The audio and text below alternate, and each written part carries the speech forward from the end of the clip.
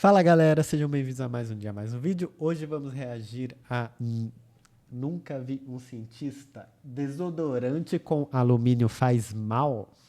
Vamos ver as respostas. Qual o risco de usar desodorante com alumínio? Existe alguma Deixa seu relação like aqui entre também. esse produto e o surgimento de câncer de mama? Há 5 anos nós publicamos um vídeo sobre isso aqui e explicamos que não existia nenhuma relação entre alumínio no desodorante e câncer nas mamas. Mas, na ciência, 5 anos é muito tempo e novas evidências podem surgir e mudar o que sabemos. Por isso decidimos atualizar as informações e trazer esse novo vídeo para vocês. Então bora entender melhor essa história toda de ter alumínio no desodorante, esclarecer alguns mitos relacionados ao desodorante e ver se as Segundo vídeo evidências sobre o mesmo ele assunto. e câncer de mama mudaram. Desodorante e antitranspirante é o que eu uso, Existe no mercado antitranspirante. o desodorante e o desodorante antitranspirante. São produtos diferentes. O desodorante comum, ele serve só para combater o cheiro do suor. Esse cheiro, ele não é causado pelo suor em si, e sim pelas bactérias da nossa pele que comem as moléculas do suor, que não tem cheiro nenhum, e fabricam moléculas fedidas, como as que têm cheiro de cebola, de queijo, de cabra. Sim, cabra. Cabra, tá? E por causa disso, além de ter um perfuminho ali para disfarçar o cheiro, os ingredientes ativos principais dos desodorantes são os que combatem essas bactérias. Aí, menos bactérias, menos moléculas fedidas fabricadas. E esses ingredientes podem ser triclosan, álcool ou sais de zinco, que geralmente são combinados ali na mesma fórmula. A inibição das bactérias é temporária, né? Porque conforme o produto evapora ou você toma banho, ele sai e aí as bactérias voltam a crescer. Já o desodorante antitranspirante, além de combater as bactérias, igual o desodorante comum faz, ele também bloqueia os poros por onde o suor sairia, o que reduz a transpiração em si. Então, temos menos suor para as bactérias comerem e também tem menos bactérias no geral. Por isso, eles são mais eficientes em combater o mau odor do que o desodorante comum. E quem faz esse efeito de bloquear a saída do suor são os sais de alumínio, como cloreto ou cloridrato de alumínio. Importante falar que esse bloqueio não é total, né? Uma parte dos poros de saída do suor continua funcionando normal e também não é definitivo, né? Quando você tira o antitranspirante da axila, os poros voltam a funcionar normalmente. E aqui já tem alguns mitos pra gente esclarecer.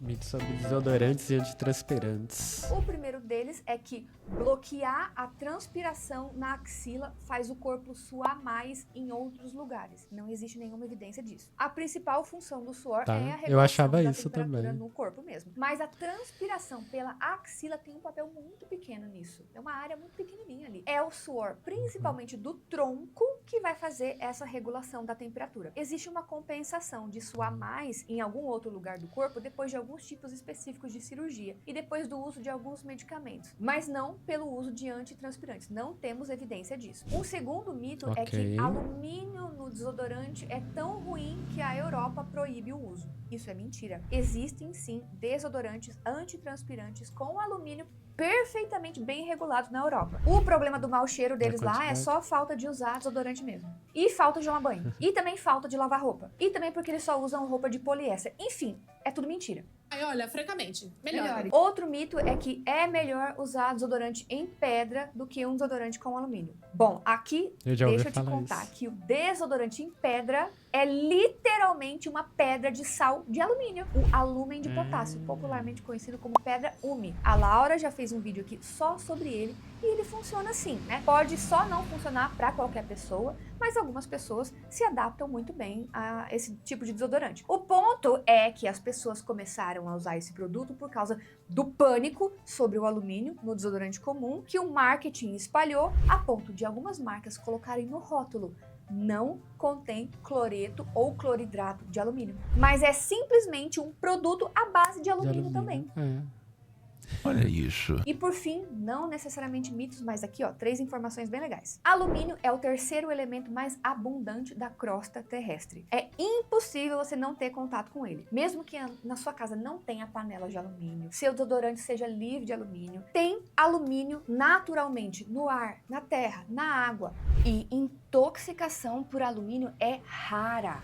Todo o alumínio que por alguma razão bom. entra no seu corpo sai tranquilamente, ele é filtrado pelos rins. Isso quer dizer que as únicas pessoas que correm o risco de ter uma intoxicação por alumínio, se expuserem a uma quantidade muito alta dele, são as que têm doenças renais. Segunda coisa, alumínio não tem nenhuma relação com Alzheimer e Parkinson. Aquela intoxicação rara por alumínio pode causar perda de memória e tremores, porque o alumínio em alta concentração, em alta quantidade no cérebro, atrapalha a comunicação entre os neurônios. Mas não existe nenhuma relação entre o alumínio acumular no corpo ao longo dos anos e causar essas doenças. Até porque alumínio não acumula. Nunca A tinha ouvido história falar de que disso. o alumínio causa Alzheimer surgiu em um estudo feito lá na década de 1960, que injetou uma dose altíssima de alumínio em coelhos. Uma dose que nenhum ser humano consegue atingir consumindo produtos que entraram em contato com alumínio ou que contêm sais de alumínio. Nessa dose altíssima, o cérebro dos coelhos formou proteínas parecidas com as que aparecem no Alzheimer, o que fez os cientistas especularem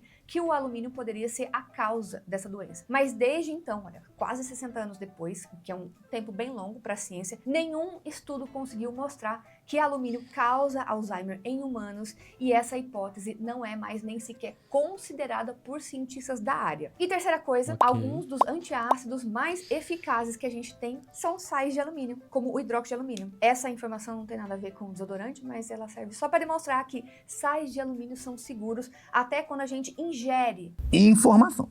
Você aí mamando o Entendi. antiácido depois do rodízio que pesou, mas espizinhando o desodorante, ó, tô de olho em você. Agora vamos entender de onde surgiram essas ideias de que o desodorante com alumínio tem alguma relação com câncer de mama e se as evidências mudaram nesses últimos 5 anos.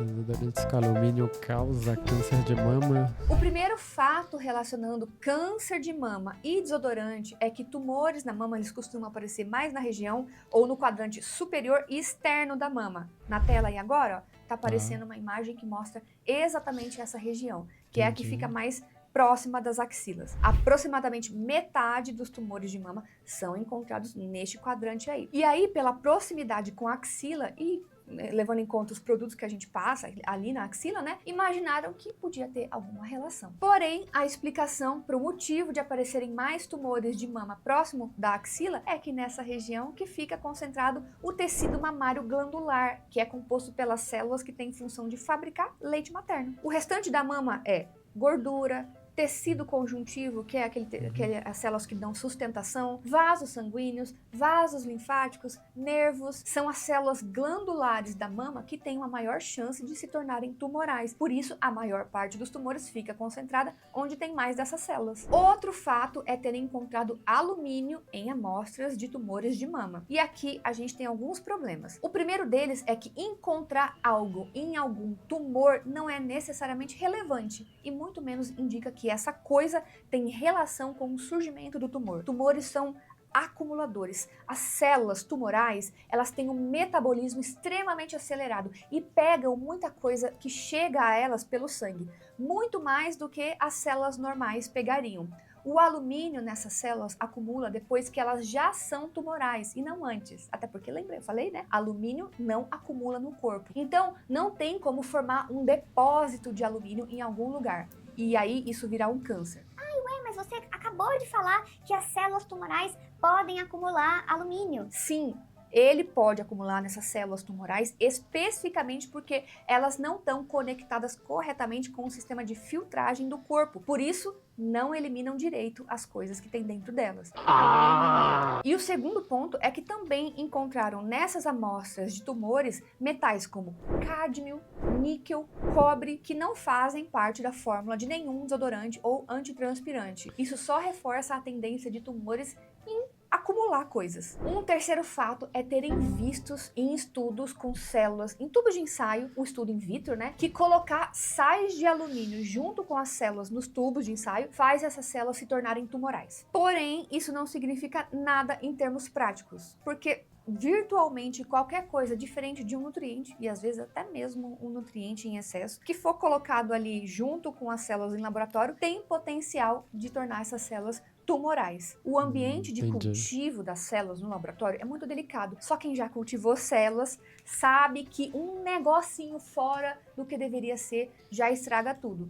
É verdade. E coisas como o sal de alumínio podem atrapalhar o metabolismo das células, o que faz as células começarem a funcionar com defeito, podendo quebrar o DNA e aí viram células tumorais. Mas vai lembrar que um tubo de ensaio é diferente do corpo, né? No tubo de ensaio, os sais de alumínio ficam ali o tempo todo atrapalhando o rolê. No corpo, como eu já falei, o alumínio ele é filtrado e eliminado, ele não se acumula. Além disso,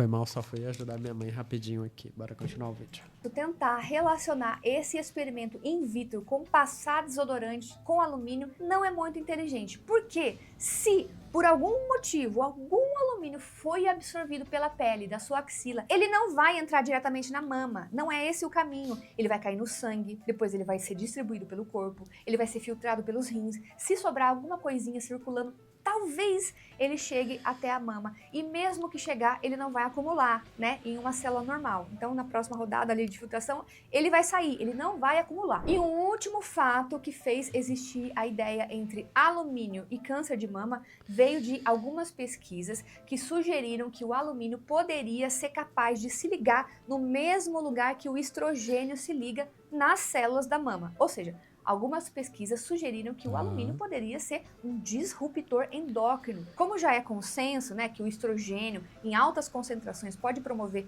o crescimento das células da mama a ponto delas se tornarem tumorais, uma molécula que imita a ação do estrogênio poderia ter o mesmo efeito. Porém, como a Laura explicou no vídeo sobre disruptores endócrinos, o fato de terem encontrado em algum estudo que uma molécula no laboratório possa se ligar no mesmo lugar que um hormônio não significa que na prática ela vai fazer o mesmo efeito que esse hormônio, né? Não significa que na prática vai realmente ser um disruptor endócrino. O mais provável é que, se esse efeito do alumínio fosse comprovado em pessoas, até o momento isso nunca aconteceu, provavelmente para isso acontecer você teria que comer todo o seu jogo de panelas de alumínio para chegar perto de uma concentração capaz de imitar a ação do estrogênio a ponto das células da mama virarem células tumorais. Ao longo dos últimos anos, essa relação entre alumínio e câncer de mama e outros cânceres foi amplamente investigada e a conclusão permanece a mesma de 5 anos atrás. Não existe nenhuma evidência científica que nos faça acreditar que usar desodorante com alumínio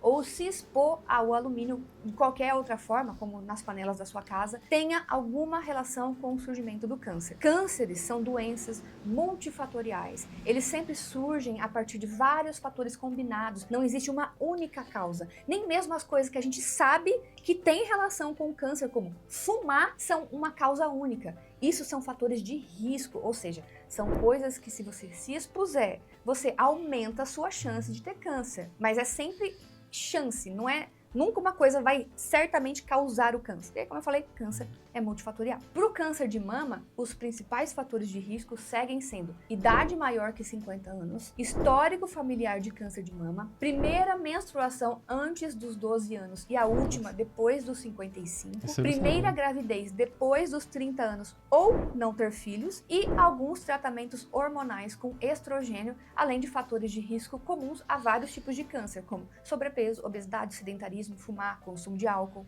E eu não posso encerrar sem lembrar que todas as pessoas têm mamas, né? Incluindo homens cis. Homens cis também têm mama. Mamilos! Ou seja, eles também podem ter câncer de mama, especialmente quando tem muitos casos na família. É importante não negligenciar essa informação. Se você gostou desse vídeo, não esquece da tríade: curtir, comentar e compartilhar. Principalmente compartilhar com aquela pessoa que está passando receitinha caseira ineficaz por causa do medo do alumínio. Ei, se você é essa pessoa, aqui não julgamos. Tu faz o que quiser da sua vida, tá tudo bem. Mas fica a informação aí para você parar de ter medo. E é isso por hoje. Um beijo, tchau, obrigado. Bem, galera, esse foi o vídeo de hoje. Gostei bastante do vídeo da Ana Bonassa aqui. Resumindo, no nosso desodorante antitranspirante que a gente usa todo dia não tem quantidades significativas para trazer problemas para a gente e não há nada comprovado cientificamente que o alumínio irá ter uma relação com câncer de mama. E é engraçado que muitas dessas crendices populares que surgem em fake news vêm de teorias não, né? Porque teorias na ciência é algo muito bem fundamentado. Vem de hipóteses de estudos antigos que já foram refutados, mas a hipótese ela continua sendo disseminada e o estudo comprovando que não estava correta não é. Mas ainda bem que temos divulgadores científicos que fazem isso pra gente. Não esquece de curtir, deixar seu like, compartilhar. Meu Live Pix está lá embaixo. Eu troquei de lugar porque agora na minha live o meu chat vai ficar entre mim e o Live Pix. Sugestão do Schindler. Um abraço a todos. Falou!